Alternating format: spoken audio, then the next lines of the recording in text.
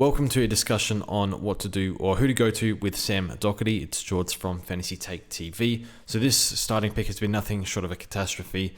The price dropped, the injury now, and honestly, I was pretty worried about the pick. And I thought about going to Will Day on with Monday Rage trades, and Will Day suspended for 2, but he's challenging, so that's something I'll consider. But we'll go through a few options. So I think it must be just under 40% have Doherty. A few people traded him out, so if you did, that's great. But yeah, the dilemma is, do you deal with this in 2 trades and get rid of someone you might not want to get rid of? Maybe if you have like a Liam Jones, you can get rid of him. But otherwise, or even like a Warple's probably fine to hold now with day suspension. But he's not going to make as much money as a rookie that you're going to bring in. So by that logic, long term, you look after the team. You don't potentially get a dud defender in. You get a Jordan Dawson. Even Sard's looking pretty good. Stewart, Sicily, Sinclair, although the latter 2 are coming down. So we'll go through a few options here and what I'm thinking at the moment. I mean, my preferred is definitely Jordan Dawson. And the problem is I've already just paid max for... might even be just under max the way things are going with Oliver, but paid a hefty price for Clayton Oliver. And now Dawson's getting away from us if you don't have him. So he's only 17% of teams, 67 break even. 100 he goes up 20k odd, so he's basically gone, I think, until he comes back down, hopefully. But who knows what he's going to do in this role, but maybe get some attention, who knows. So it sucks. I know the points are gone, but you know the price point is also gone now, so he's my preferred, even over cheaper, even over Stewart. I just think something seems to go wrong all the time with Stewart. Something already has, and it's just never smooth sailing with him, and I just can't stand the pick. But he can score just as well as anyone down back, so still a fine pick, just not my cup of tea. But regardless, what do we do with Doherty? So we'll go through the list here. So yeah, I have 530k in the bank. Now, if I wanted to do something, I'd have to get rid of my weakest rookie, who's probably... Well, Cam McKenzie I'd like to hold now with a no day for however long. I can't get rid of Davey. You could make a case for, but still, I think his break even's still negative. Baker's another week of that 90 in the system, I think. And then Holland's probably the one you could get rid of, but he's still got more money to make, and I do like him. I think he'll hold, but regardless, here we are with Sam Doherty. So what do we do? So Luke Ryan battling a bit of a soreness issue. I think it might be knee, so he's a no. Dawson, I guess money's going to be important, very important coming up. So if you got the money there, you can go straight to Dawson. Or if you're getting rid of Liam Jones, I still think Dawson's fine. He's probably D1 or D2 with Dacos with this CBA mid-roll and then floating back and taking kick-in. This is absolutely absurd stuff. So, yeah, it looked really, really good on the weekend, but did play against Fremantle, who are horrific. Plays Carlton, a few tougher matchups coming up. So, regardless, I still think he's 115 plus, I would imagine, so he's still a good pick. Sard looks pretty good, especially with no Doherty. They're using him so much. He's getting, I think the kick-ins are up as well. So yeah, he looks fantastic. So he's a good option. Now Jake Lloyd's tough. What you notice with Sydney defenders, if we can just filter by Sydney, and defender. It's a bit laggy. So look at these defenders. There's 4 defenders basically going, say Blakey's 90. 4 defenders going over 90 here. Now, is that sustainable? And from watching Lloyd, he's playing okay, but he's still the old, slow down the play sort of Jake Lloyd. And I don't know if they really want that. So that's just in the back of my mind. And is this just inflated scoring? I'm not sure. So I still think he can do like a 95, which will be all right. For 520, it's probably not enough, actually. So, look, he could do 105, he could do 95, probably somewhere in that range. Probably better than 92. Looks a bit better this year than last. I'm not exactly sure, to be honest. So, if you have a good read on Lloyd, then great. I honestly don't have the best read on it, but I just worry about how the scores are all inflated there. But yeah, if you're confident in him, I think that's I'm not against it. Brendan Cox can't go there. Now, Liam Baker is interesting. So we're going to pull up the old DFS here, and I haven't preemptively put up stuff, but bear with me for a second. So, actually, no, Jaden Short. So, I own Baker in AFL Fantasy. I did my research on him, and basically, they want Liam Baker down back. Where is it? So they want Baker down back. Baker says it in an interview, and there's two different articles over preseason on Richmond's website or AFL website, one of the two or both, I don't know, saying that they want Shorts. They want Baker settled down back, and even Baker said he wants to be settled down back. Now they did throw him in the midfield, and he got like a critical smother late in the game against the Dogs, but they did not get the win.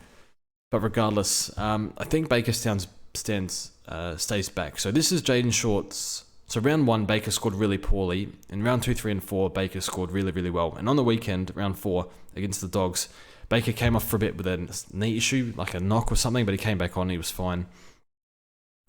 So should be all good, not on the injury list. So this is Short. Short played a lot half-back wing in round 1. Bear that in mind. So this is round 1. Baker was lost. He scored 50-odd. I watched this because in fantasy, it was just absolute nightmare. Baker couldn't get to the spots. Jaden Short was getting the cheap marks everywhere, kick-ins and all that. Now, round 2. Now, this is what they earmarked. They wanted to use Short high up the ground. This is round 2. Role change. So, Short was not half-back, wing half-forward in round 2. And we go to Footy Wire, wherever that is. I really should have had this up before.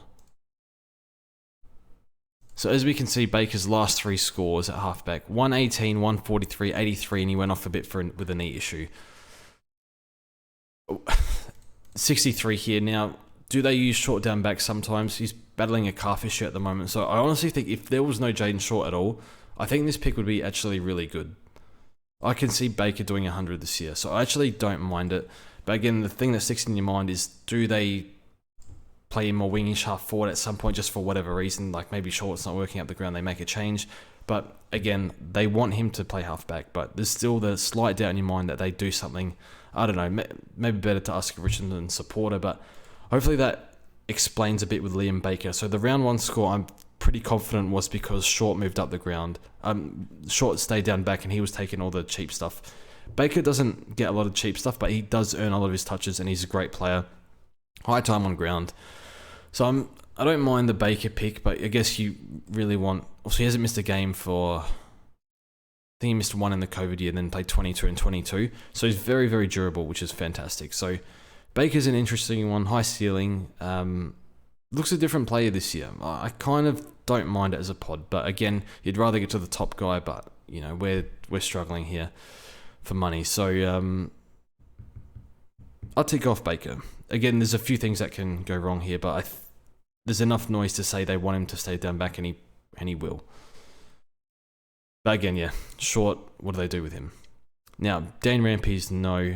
Florent is an interesting one. Had that massive... Probably would have scored 170 if you kick that goal at the end. Honestly, don't have a great read on Florent. Too many names back there.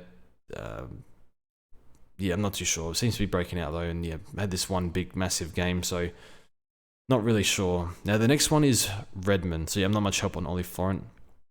Mason Redmond. I know JD sent out a tweet that Redmond scores better in wins than losses. And we see who they've played. They've played Hawthorn, bottom 4, Gold Coast, bottom 6, GWS, bottom 6, bottom teams. And then against St Kilda, he scores a 49. And that was the game they brought in D'Ambrosio, and now they've taken him out, which is strange. I traded Ridley because D'Ambrosio came in, and then they dropped D'Ambrosio, so there's another mouth to feed. Or there's one less down, so it's very confusing what they're doing at Essendon. I don't have a huge read on Mason Redmond, to be honest, but he seems to be their number 1 rebounder. Contested ball was very, very low for a game, which is not great, but I don't feel comfortable with Redmond, and I don't have a great read on it. And I remember last year in fantasy, I had the decision. Redmond was in that hot patch, and Angus Brayshaw was going in the middle. I picked one of the two.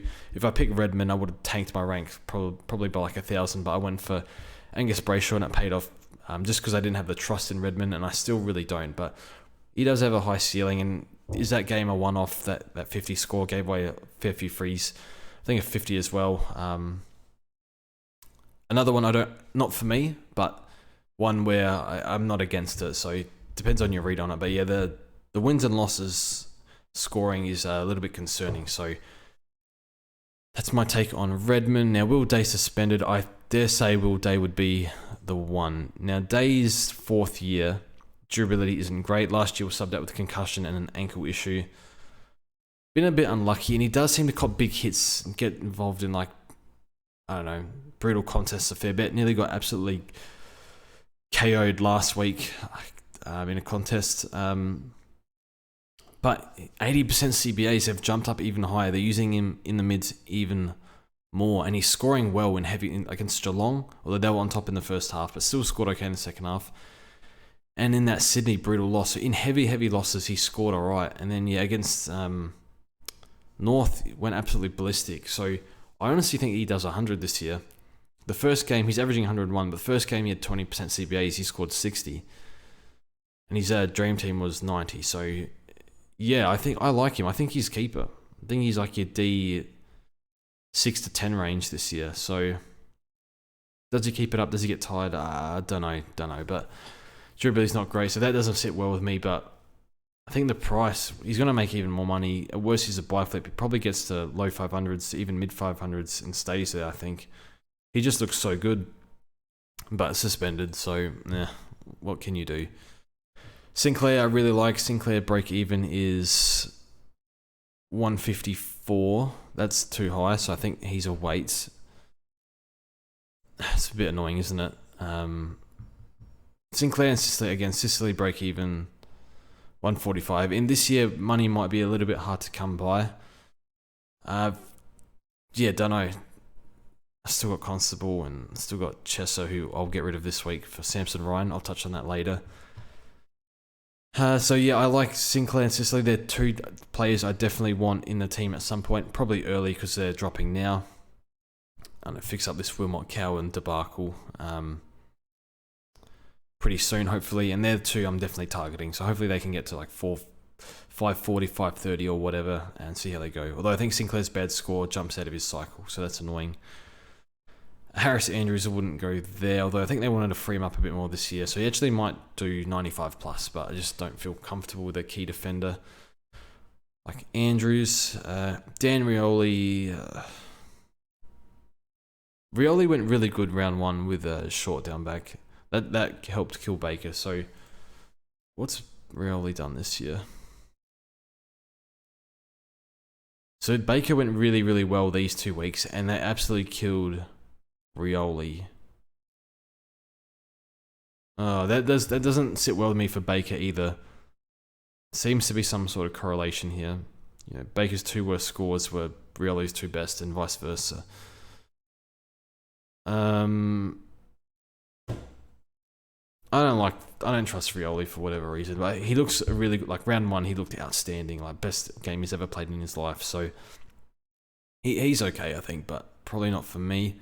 Newman, there's too many users down there, and he might get defensive jobs, I think, like he did last year. So was it the year before? So whatever it was. So scoring well, but I mean, does it? Yeah, it's injury prone. It's a no. Now Nick Haynes would have been a great starting pick, but I think it's just key defender. Like this week, like I think he's more flat 85 to 90 range. I don't think he would get. They got Whitfield, Ash coming back there, so I don't think he gets kick-ins. I haven't checked, but it's probably not worth checking. Has had durability concerns. Is 31.5. It's a no, but great starting pick. And I wish I read that article on him on his excuses. I think bad reaction to medication for 2 years, and he's just like feels like a new player sort of stuff. Bailey Dale. I like that. Dale, ever since Ed Richards picked up his rebounds last year, Dale has been nowhere near what he's capable of. And he had a good game this week. But, yeah, don't know. 3-round average 107. No, I like Dale, and it feels like Daniel's moved out of the backline. So I think while we're at it, so we got Ed Richards here as well. It's probably as far down as we go. So Dale and Richards. So what's the plan with with the Bulldogs, and what's Bevo doing down back? So we know Bevo loves spin magnets, and we can see here Ed Richards his contested rate is like double Redmond's, which gives me a bit more confidence, although Redmond's ceiling should be higher. We can see here he scored 106 in round 1. If you looked at his stat line, he had 16 contested that game. He was underscored, I think. So this game, 70. So Bevo played him, I think it was in the third quarter, he played half forward. So might get that up. Bear with me for a second. So I'm just going to look at Richards and what's his name? Caleb Daniel, because I think they've moved Caleb Daniel up the ground. I think it started to work, and that's what they wanted to do, and that's what is happening. Round 2, yeah, you can see this yellow is a bit more half forward. So as you can see, he's pushed up a fair bit, and now, like, is Bevo going to do that again? Who knows? It doesn't sit well with me, but it was like only for, I think, for a quarter, I think, in the third from memory. Very strange, very, very strange decision. I really hope not, but you'd think he stays back because he's their best defender, in my opinion. So that's Richard. So that's in a kind of an excuse why he scored that low. So if you take, I guess you can pick and choose. You can take that out, and he's going probably over 100. So 88, 111, 106. So you're probably like 105 or something. 104, something like that. My maths is not fantastic. So what does Ed Richards and Dale do? I think they both do 95 to 100. Is that enough for you, D6? Not for Dale's price, but for Richards' price, it's an interesting one, because going all the way down to Richards enables you to make a few moves. And he could be a buy flip, but you want to keep it to a keeper. So if I had to, actually, we'll just look at Caleb Daniel just quickly. And the interesting thing with Dale, with Richards, is he still scored okay with Dale in the side last year. So Ed Richards scored well in the last 8 games of last year, apart from the final, with Daniel majority down back, taking most kick-ins. So if we can get Caleb Daniel.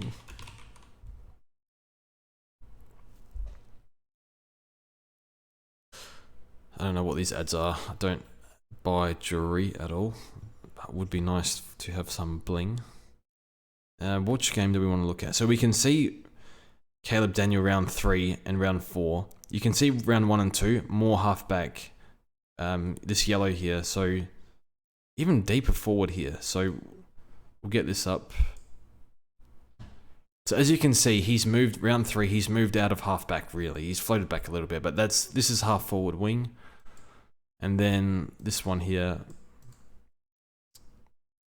wing half forward as well. So whereas I think round one more back. So he's moved up the ground. And then again, similar to Liam Baker the Baker's probably more team dependent. I wouldn't really blame Dimmer for moving him, to be honest, but he's been great down back. But this Bevo and his sick obsession with moving magnets, what if they throw Caleb Daniel back? Now, they've settled Johannesson down back, I think, for the time being. And Crozier's suffered a little bit, but I don't think Crozier will be best 22 long term when Gardner comes back, whenever that is. So we can see that Daniel's moved up the ground the last 2 weeks, and that's what they planned for. That's what they wanted in preseason. That's what he trained for. So the hope is that he stays up there. Of course, the risk is always that he comes back a little bit, but Ed Richards actually did score okay. Again, with Daniel and Dale, all three. I think he went like 95 odd in the... let's have a look, actually. Where's Ed Richards? Hopefully I'm not going around in circles too much. But you can see I have a bit of bias to Richards because I liked him in the preseason if Daniel was staying up the ground. But now it looks like it might be real. Oh, what am I at? Wrong stats. So as you can see here, so this 78 counts as well. He came back from a concussion. And he scored really well apart from this, even with... This killed Dale completely, but scored well with Daniel down back. I think Daniel was out for maybe these 2 games or something, but still Daniel came back and he scored well here. This game, I believe, was a concussion. So can Ed Richards do... if he didn't have that half forward stint, he'd be doing 96, 97. So for that reason, I think I'll I like Richards or Dawson. They're my two preferred. Now, Richards might not have the highest ceiling, but it looks like he can do 95 to 100 for D6. We'll look at the top defenders. Is that going to be enough? So, Nick Dacus, you need. Dawson, you probably need Saad. That's 3. Sinclair 4, Sicily 5, and Stewart 6. So that's probably your top 6. And then maybe you skimp on one. I'll probably skimp on... what's his name? I'll probably skimp on Stewart just because I do that every year. Sometimes it works, sometimes it doesn't. But then you probably want Darcy Cameron in the forward line. This is very, very frustrating. So I honestly... I think it's better to go up to a Dawson or a Stewart for your team. I'll probably take the punt on Richards just because I think that if Daniel stays up the ground, I think he can do 100. So I have to take that punt. Obviously, I've had Finn Callaghan injured. I've had Darcy Cameron had to boost him out. So I've been plowing through trades that I didn't want to make. So yeah, and I still have Chester. I still haven't got rid of Chester. So at this point, it's one of two things. It's 2 trades, getting rid of Hollins and Doc for Dawson and a Van Ruin or Ryan, or just doing this and then letting Hollins make a bit more money, and then we're going to go Samson Ryan. And the reason why we're going Ryan is because he's going to play a fair bit more ruck time. And this also gives us ruck cover. So if we can just hold Samson Ryan until Darcy Cameron comes back. Now, Samson Ryan, the interesting thing with him is Ivan Soldo was last week listed as 1 to 3 weeks away, and he is now listed as 2 to 3 with, I think it's plantar fasciitis. I'm not sure. I'll look into that a bit more, but he has to ruck now. Him and Miller's not a ruckman. Ryan's 10 centimeters taller than Miller. So I think Ryan logically will get more ruck time. So we're getting a first ruck here for a few weeks, you would think. I'll take that. Plus the ruck cover, English makes me nervous. So we'll go down that route. I think our cash gen is good now. We miss Van Ruin, it's very annoying. And we miss, Van Ruin's job security is pretty on edge because they got, all their tools are in good form. And they got Gorn coming back soon, so one will miss out, I think. They'll play... Brown's kicked the most goals, so maybe they keep Brown, but Tom McDonald was fantastic on the weekend. But Van Ruin made more contests than probably both of them and brings it to ground more. So they got a really tough decision to make. But yeah, I still feel okay going Van Ruin. I just think he should be good for 2 weeks at least. So anyway, that's it's either Dawson or Richards. I haven't decided yet, but I'll take the cash from Richards as well, which is kind of handy. He might be a buy flip now. Do I have that luxury? Most likely no.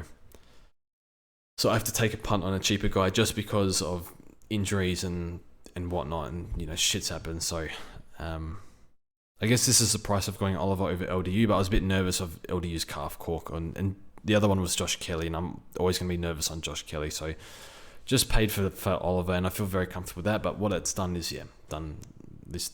I didn't really plan for Doherty to go down, but is what it is. So always nice to have money for a rainy day. So hopefully I'm some help. I'm not saying Richards is the best pick. The way I thought it through, the cheapest guy, and Daniel seems to be settled up the ground, although who fucking knows what happens. And then Richards can still score okay with Daniel coming down back. But now Johannessen's there, but I don't think Johannessen will see as much volume as Daniel.